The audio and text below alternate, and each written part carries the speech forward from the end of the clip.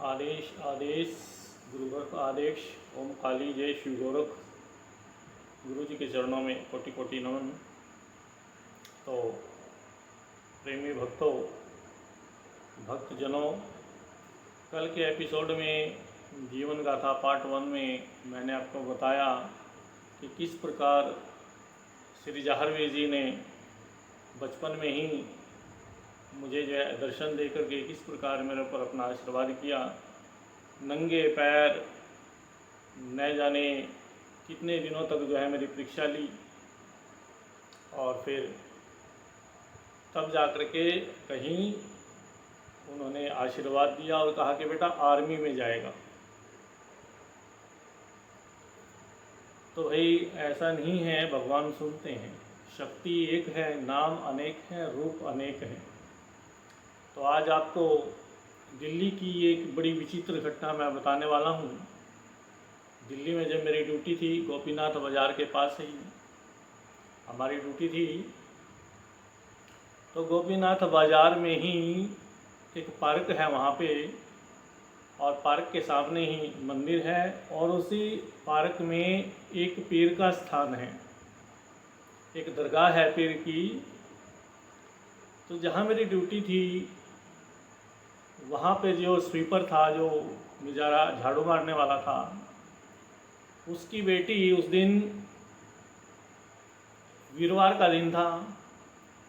स्नान करने के बाद जो है सेंट वेंट लगा के, क्रीम पाउडर लगा करके गोपीनाथ बाज़ार में जो पार्क में पीर था, उस पीर पे मत्था टेकने के लिए चली गई। और वहीं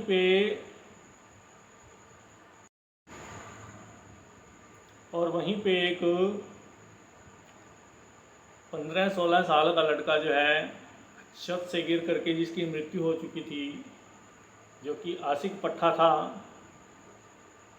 और वो भाई हवा है, प्रेत है, मरने के बाद तो सब हवा है, तो प्रेत बन गया। और जब ये लड़की वहाँ पर मत्था टेकने के लिए गई, प्रसाद चढ़ाने के लिए गई, तो उसने देखा कि लड़की ने सेंट वेंट लगा रखा है। तो उसकी खुशबू से आकर्षित होकर के वो उस लड़की के साथ उसके घर पर आ गया।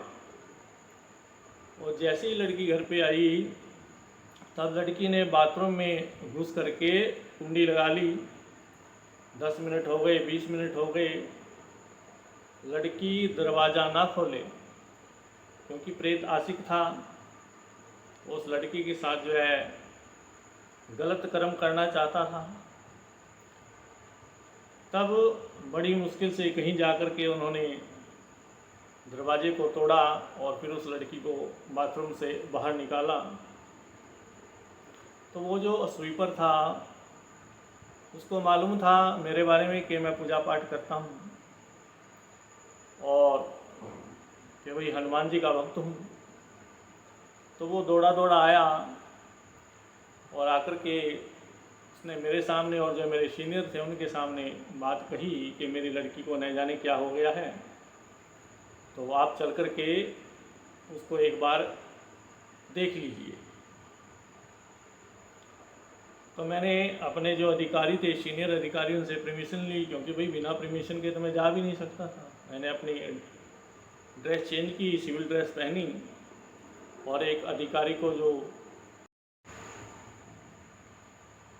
ड्रेस चेंज करने के बाद मैंने अपने एक सीनियर को अपने साथ लिया और हम दोनों 100 मीटर पे, उसका घर था 100-200 मीटर पे, तो हम उसके घर पहुंच गए। जाकर के देखा कि लड़की अनाप शनाप बक रही है और काबू ना आए किसी के भी। मैंने जैसे ही उसको बैठने का आदेश दिया, वो तुरंत बैठ गई। और जैसे ही मैंने अपनी मंत्र चिकित्सा आरंभ की, वो चीखने लगी, चिल्लाने लगी। तब मैंने पूछा कि भाई तू कौन है, बता। कुछ ना बताए। जब सर से पानी गुजर गया, तब मैंने उसको डांटा, फटकारा। जो हमारे पास मंत्र चिकित्सा थी उसके द्वारा उसको मार लगवाई। जैसे ही उसको मार पड़ी, तब उसने बताना आरंभ कर दिया कि ये लड़की गोपीनाथ बाजार में पीर की दरगाह पर मत्था टेकने के लिए गई थी। ये जैसे ही वापस आ रही थी तो रास्ते में मैं भी इसको मिल गया और मुझे अच्छी लगी, और इसने जो सेंट वेंट लगा रखा था तो मैं इसकी खुशबू से आकर्षित हो गया और मैं इसके साथ आ गया। अब मैंने बोला कि भाई अब तू जाने का क्या लेगा? बोला नहीं जाऊंगा। अच्छा नहीं जाएगा भाई, जाना तो पड़ेगा। तो मैंने उसे वचन ले लिए। जब उसको मार पड़ी तो वो बोला मैं जाऊंगा जाऊंगा जाऊंगा, आप मुझे छोड़ दीजिए, मुझे मत मारिए। तो मैंने उसे वचन ले लिए कि भी अब तू उसके पास नहीं आएगा। वो बोला इसका पिताजी शराब पीता है, ये शराब ना पिए, जिस दिन इसने शराब पी ली मैं तुरंत वापस आ जाऊंगा। तो मुझे उसकी प्रेत की बात बड़ी अच्छी लगी कि भाई चलो इस बहाने इस लड़की के पिताजी जो शराब पीते हैं उसकी शराब भी छूट जाएगी, चलो देखते हैं क्या होता है। तो मैंने उससे वचन ले लिए कि भाई ठीक है अब तो इसके पास नहीं आएगा, अब तो इसके अंदर से निकल के अपने स्थान पे चला जा जहाँ तू रहता था। उसने मेरी बात मानी, वो वहाँ से निकल के अपने स्थान पर चला गया। 8 दिन बीते, 10 दिन बीते, 15 दिन बीते, लड़की बिल्कुल अच्छी हो गई। अब उसके पिताजी के मन में पता नहीं क्या है कि वह लड़की ठीक हो गई है, चलो आज कुछ अपना पैग वैग लगा लेते हैं। और जैसे ही उसने पैग लगाया उसी समय लड़की फिर खेलने लगी, उसके शरीर में आ गया, क्योंकि उसने वचनों का पालन नहीं किया, उसने वचन तोड़ दिए। वचन तोड़ दिए, लड़की अनाप शनाप बोलने लगी।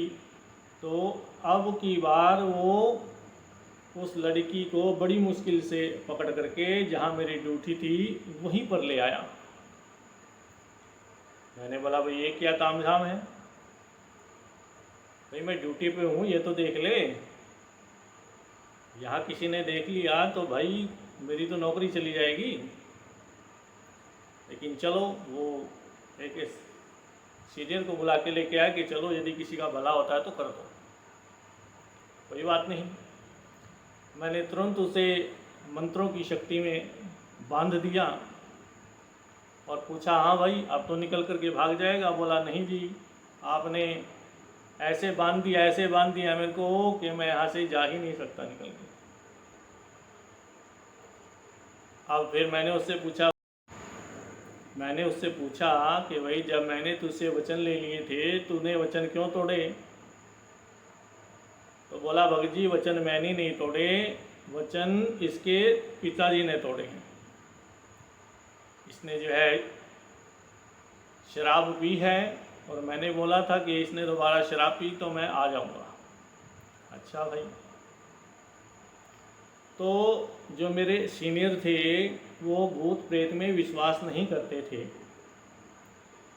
तो मैंने उन सबको इकट्ठा किया कि लो भाई आज तुम्हारे को वो चीज़ मैं दिखाने वाला हूँ जिसको तुम नहीं मानते।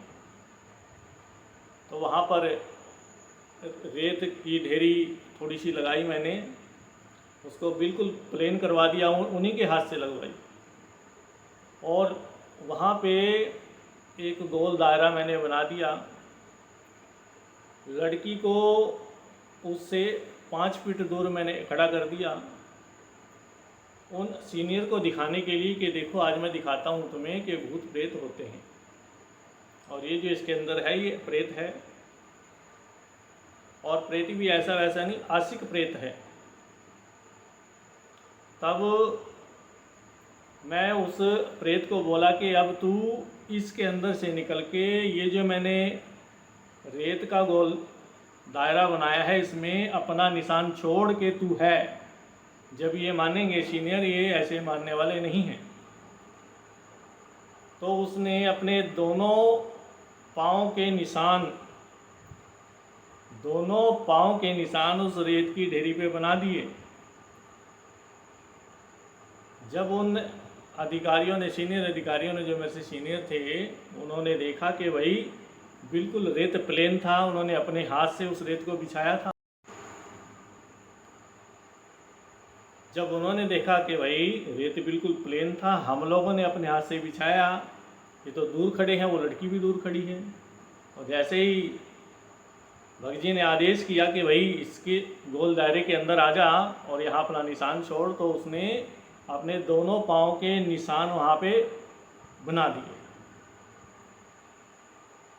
जब निशान बना दिए, सबने देखा, वो एकदम हैरत में आ गए सभी, भाई ये तो कमाल हो गया।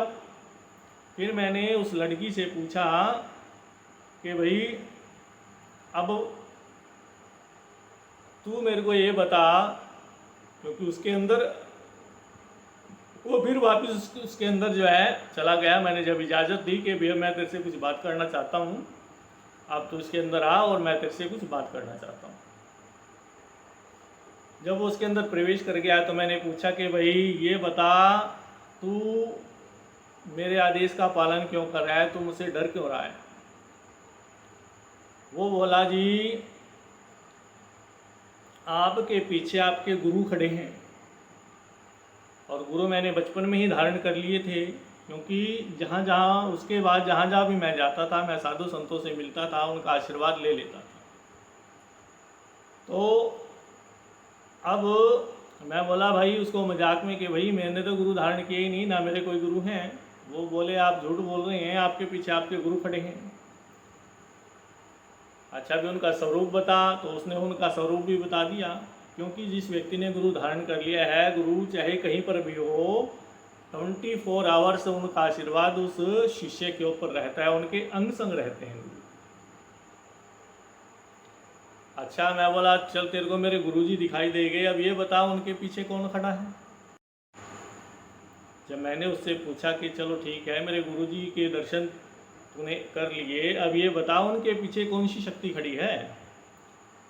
वो बोला कि हनुमान जी खड़े हैं साक्षात गदा लिए, अगर मैंने जरा सी भी अंकी फंकी की तो मुझे मार पड़ने वाली है बहुत ज़्यादा। मैं बोला जब तेरे को इतना पता है मार पड़ेगी, भाई तू अपना इसके अंदर से। जब मैंने कहा कि भाई तेरे को पता है कि हनुमान जी जो है और गुरु जी साक्षात मेरे अंग संग हैं, अब तो इसके अंदर से निकल जा और जहाँ तेरे को स्थान अपना लेना है तू भाई जा। तो उसने मेरे वचनों का जो है पालन किया। तो उसने मेरे को बताया कि मैं सनातन धर्म से नहीं हूँ, मैं मुस्लिम का बच्चा हूँ, अब आपने जो मेरे लिए क्रिया करनी है वो आप कर सकते हैं। तब मैं बोला भाई इसके लिए तो मेरे को रात्रि में कब्रिस्तान में जाना पड़ेगा, एक हंडी लेनी पड़ेगी और एक काला कपड़ा लेना पड़ेगा। मैं तो जा नहीं सकता क्योंकि मेरे को तो आदेश नहीं है अभी, क्योंकि एक फौजी आदमी की ड्यूटी 24 घंटे की होती है, और अपनी ड्यूटी को छोड़ करके अपने स्थान से बिना इजाज़त लिए, बिना आउटपास लिए, बिना अफसर के हस्ताक्षर लिए हम बाहर नहीं जा सकते। तब मैंने उसको बोला भाई अब एक काम कर, तू किसी मौलवी को बुला और इसको जो है एक हांडी में कैद करके काला कपड़ा ले करके उसके ऊपर जो है ढकवा देना और इसको जो है दफन करना है। उसने मेरी बात मानी, क्योंकि मैं तो जा नहीं सकता था भाई, मैं तो नियमों से बंधा हुआ था। तब उस बेचारे ने मेरी बात मानी और उसके पिताजी ने बात मान करके, हाँ अगर मैं ड्यूटी से फ्री होता, मेरे को इजाज़त होती तो ये काम मैं अपने आप ही कर देता, कोई मेरे को दिक्कत नहीं थी, लेकिन मैं नियमों में बंधा हुआ था, इसलिए मैं इस काम को नहीं कर पाया, क्योंकि भाई ड्यूटी पे था।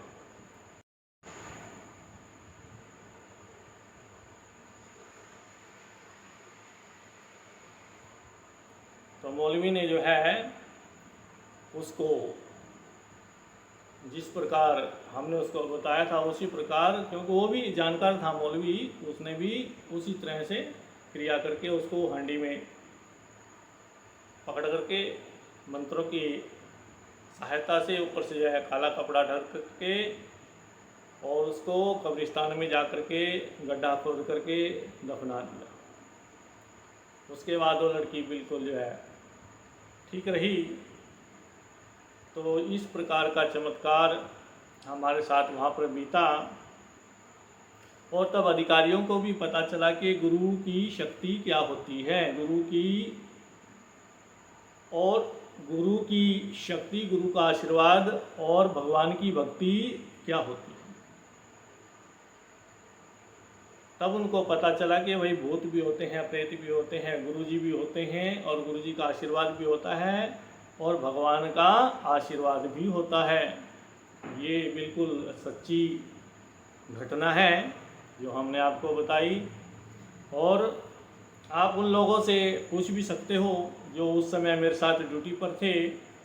एक तो आगरा से थे अरविंद जी। इस वीडियो को यदि वो देख रहे हो, उनके सामने ये वीडियो आ जाए तो वो एक बार बात ज़रूर करना हमारे साथ, पुरानी यादें ताज़ा हो जाएंगी। और ये मेरे साथ जिन बच्चों ने, जिन लड़कों ने मेरे साथ जो है ट्रेनिंग की थी, ये उनकी तस्वीर है। हैदराबाद में हमारी जो ट्रेनिंग हुई थी, ये उनकी तस्वीर है। मैं इनसे भी जो है गुजारिश करना चाहता हूँ यदि, और ये देखो, ये भी हमारे साथी हैं ग्रुप के, हम लोगों ने एक साथ जो है ट्रेनिंग किया था। इनमें से भी जो भाई मेरी इस वीडियो को देख रहा हो वो भी हमसे कांटेक्ट करे, ताकि पुरानी यादें फिर से जो है ताज़ा हो जाएंगी। थोड़ी देर गप्पे शप्पे हाँकेंगे, क्योंकि ये भी रिटायरमेंट हो चुके होंगे।